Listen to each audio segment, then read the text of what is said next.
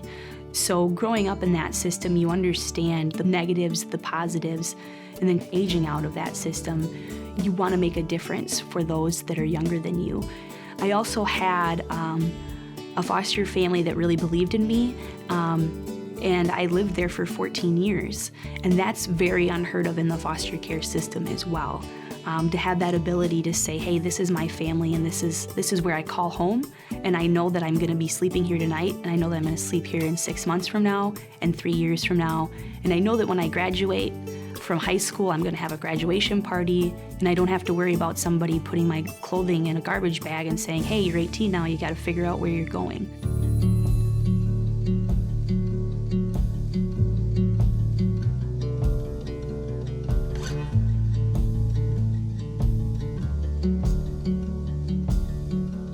A forever family to me is a family that you can call at any time and they pick up the phone in the middle of the night and they're there for you. Normalcy for me was not having to tell my story. When I was in high school, I remember being petrified of telling people that I was in care because I'd grown up in that same home for so long that they just thought that I lived there and that's how my life was. And I remember being so afraid of having to tell them, that I was in care because there's that stigma that if you're in care, you're a juvenile justice kid. You're a kid that got in trouble and that's why you're there, even though I had been there my whole life. As a former special needs adoption social worker, you really start to understand the importance of relationships for youth.